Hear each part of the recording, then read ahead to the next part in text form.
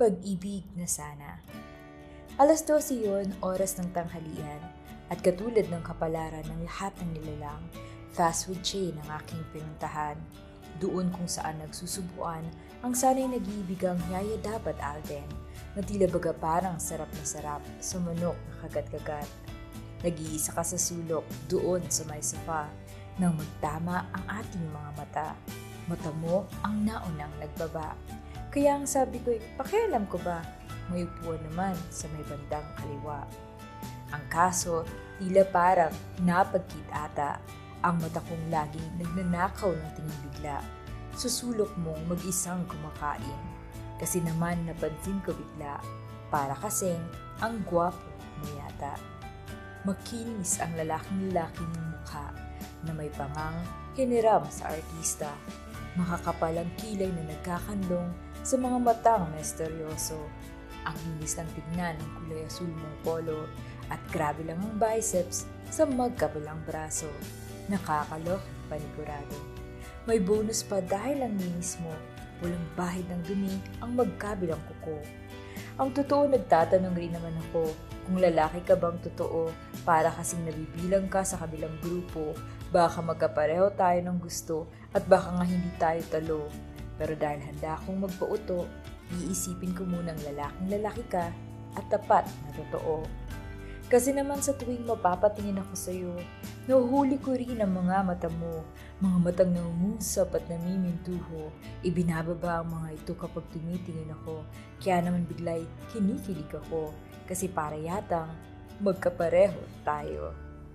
Nang inimis mo ang iyong pinagkainan, tila may batong biglang dumagan. Sa puso kong biglang nasaktan. Iniwan mo na ako na parang ayoko naman. Pero ikaw naman pala hindi tuluyang lumisan. Nagtungo ka lamang sa lugar pahingahan at nagpalipas oras. Nagsindi ng sigarilyo, nanatiling nakatayo sa lugar na aking natatanaw.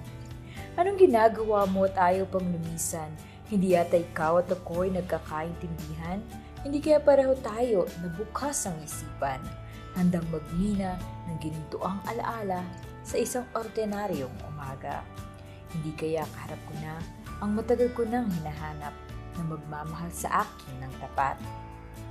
At eto ka nga, muling lumalakad, pabalik sa loob ng ating tipanan, at muling naupo sa mesang katapat, at lumapit ka pa hanggat halos isang dipa ang matirang pagitan sa ating upuan.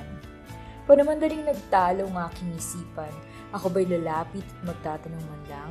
Hindi kaya malubog ako sa labis na kakahilian? Ikaw kaya ang magtatanong at unang sisidlan ng kakaibang lakas ng loob at isipan? Hindi ba ganito naman ang laging pinagsisimulan ng mga palabas na ating kinahuhumalingan? Hanggang sa pumatak ang mga oras at kainin ang natitira kong pahinga. At wala na akong magagawa pa kung hindi ang tumayo at lumaga. Pero nanatili ka sa iyong pwesto at ako na may naglakad palayo. Palayo sa lugar kung saan natapos ang istorya natin bago pa man ito magsimula. At bukas, ikaw at ako ay mananatiling estranghero. Magkita man tayo.